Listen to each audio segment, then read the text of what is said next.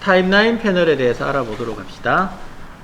첫 번째 위에 보시면은 위에는 시간 나오죠. 시간. 자, 이 부분에는 시간 코드, 시간을 설정하실 수가 있어요. 우리 프리미어처럼 내가 원하시는 시간으로 이동해야 되겠다 하시면은 숫자로 적어 주실 수 있는데 1초로 이동해야 되겠다 하시면은 100 또는 1하고 마침표 찍으시게 되면 1초 단위로 이렇게 이동을 했고요. 15프레임으로 이동해야지 하시면 15 입력하시고 엔터.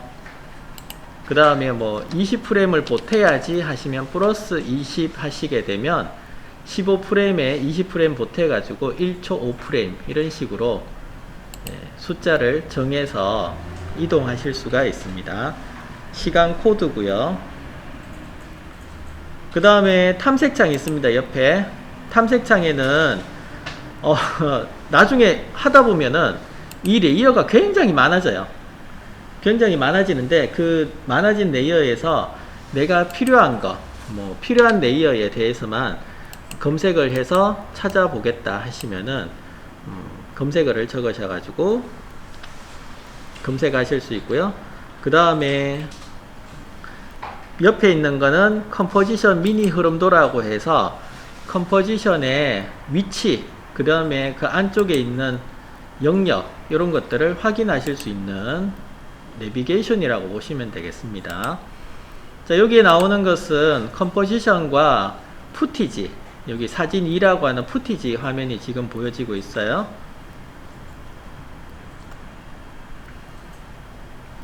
컴포지션 사진 2라고 하는 거 있죠. 사진 2라고 하는 요 컴포지션 있고요. 그 다음에 이거 전체 이름이 컴포지션 2잖아요. 그래서 컴포지션 2 안에 사진 2라는 컴포지션이 있어서 사진 2라는 컴포지션으로 내가 이동하겠다 하시게 되면 클릭했을 때 이렇게 바로 이동할 수 있도록 미니 흐름도가 주어져 있습니다.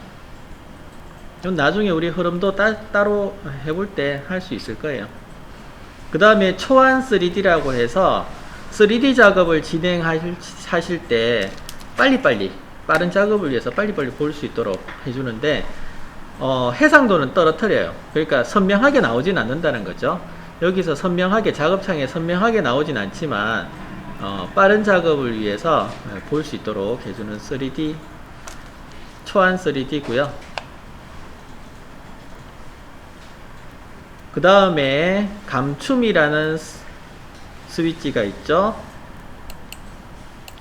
감춤 스위치 설정하실 수 있고, 여기에 보시면 똑같은 모양이 여기 있습니다.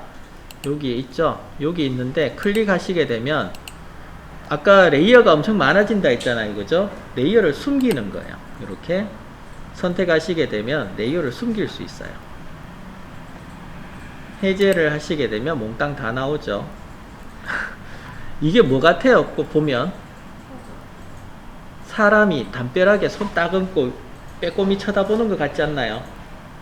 그죠? 모양이. 그래서 빼꼼히 쳐다보다가 밑으로 쏙 숨었죠. 밑으로. 그죠? 머리를 밑으로 쏙 내려가지고 숨었어요. 그 모습입니다. 그래서 설정을 해 놓은 상태에서 이렇게 설정을 해 놨는데, 자, 설정을 해 놨는데 레이어가 그대로 유지가 되고 있으면 되게 많잖아요. 보기가 힘들어요. 작업에 방해가 되니까. 왜 방해가 되냐면 포토샵처럼 레이어만 있으면 괜찮은데 아까 보셨다시피 레이어 밑에 변형이 있단 말이에요. 변형을 눌러서 또 여러가지 변형을 주잖아요. 이렇게 되면 계속 새로 영역이 늘어나죠. 늘어나는데 이게 한두 개가 아니란 말이죠. 그러면은 공간이 좁잖아요. 공간을 넓혀보기 위해서 숨겨놓은 것은 감추고 싶어요. 그럴 때 얘를 클릭하시게 되면 레이어가 감춰져요. 그 외 엑셀에서 행이나 열 감추기 있잖아요. 그죠? 그거하고 똑같다고 생각하시면 돼요. 감췄다가 다시 보이고 싶으시면 위에 열어주시면 됩니다. 열었을 때 뭐 이미지가 안 보여지는 게 아닙니다. 그냥 레이어가 감췄다가 열렸다가 하는 거예요. 드래그 하셔가지고 설정하실 수도 있어요. 이렇게 이 아이콘을 드래그 하시면 감춤과 설정을 바로 하실 수가 있습니다. 이렇게 드래그 하시면은 감춰졌다가 보였다가 하고요.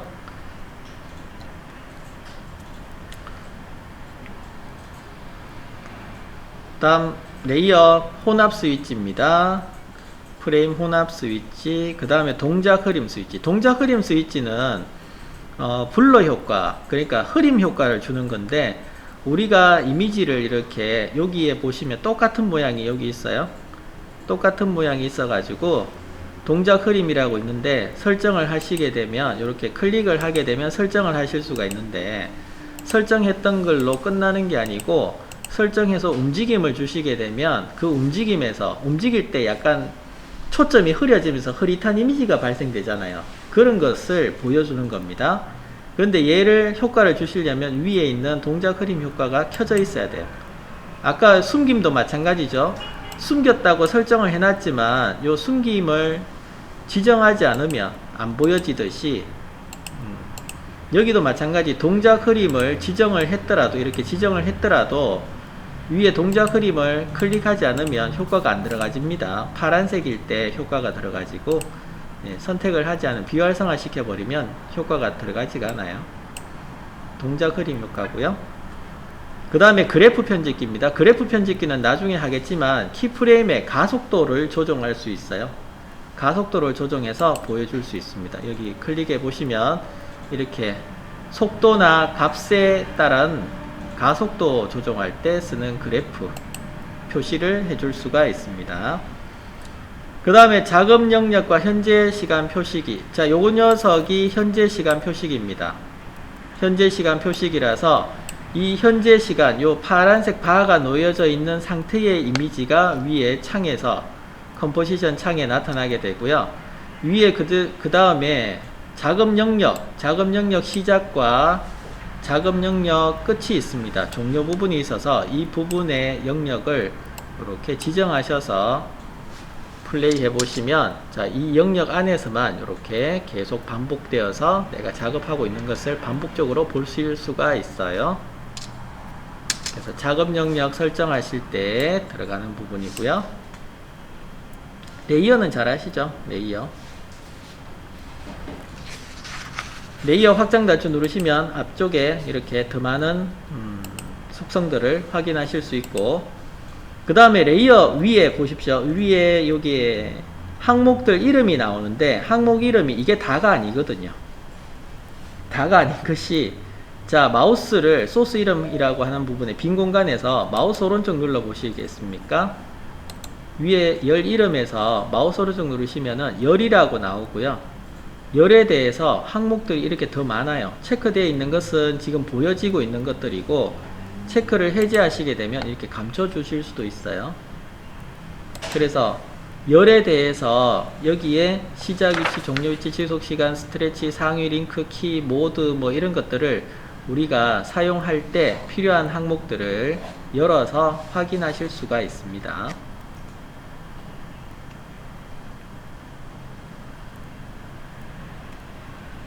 그 다음 밑에도 보시면은 아래쪽에 여기 보시면 아래쪽에 버튼들이 있는데, 전송 컨트롤 뭐 확장 단추 뭐 이런 식으로 나오는데, 요것도 마찬가지입니다. 여기에 항목들을 선택하셔도 위에 열에서 나오는 것들을 확인하실 수 있어요. 자, 눌러 보시면 모드랑 트랙 마크, 트랙 매트 키 항목들이 이렇게 열렸죠.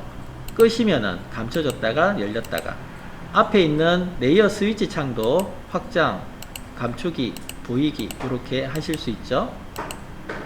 되나요? 열에서도 하실 수 있고요. 열에서도 내가 원하는 것만 선택하실 수 있고, 또 밑에 버튼을 통해서도 한꺼번에 열고 닫으실 수가 있습니다. 이렇게 지속시간 종료 다 보이죠.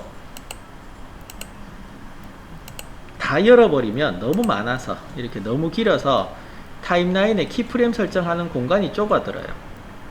자, 이렇게 됩니다. 한 개 안 나오는 게 있는데 상위 항목이라는 게 안 나왔네요. 여기 보시면 상위와 링크, 상위 및 링크 가는 부분도 이렇게 열릴 수 있죠. 그래서 아래쪽에 항목을 선택하셔 가지고 보이고 감추고도 설정하실 수가 있어요. 그 다음에 확대 축소. 아래쪽에 보시면 확대 축소 항목이 있어서 확대하시거나 축소하셔가지고 타임라인을 확대 축소 항목으로 보실 수가 있습니다.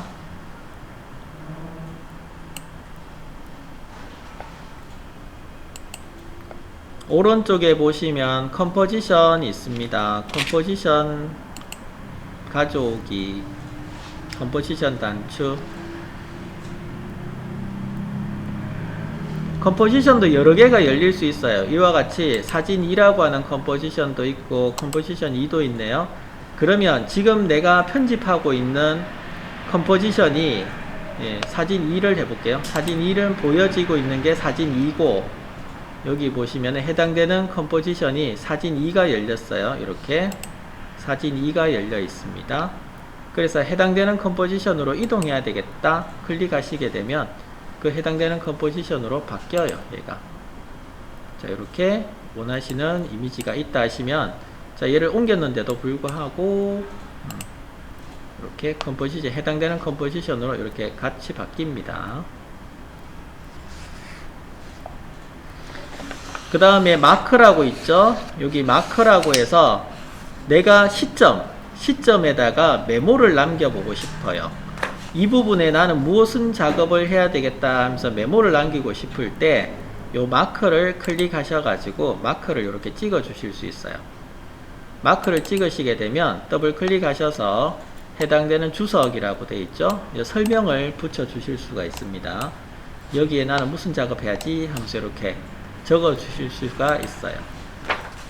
지우실 때는 마우스 오른쪽 누르시면 돼요. 마우스 오른쪽 눌러서 해당되는 마크 삭제, 여러 개가 있으면 모든 마크 삭제 이렇게 하시면 됩니다.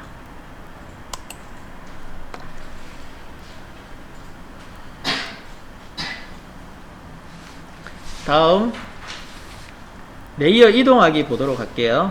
레이어 이동은요, 항목들이 이렇게 위에 있으면은 위에서 아래쪽 방향으로 놓여진다고 했죠.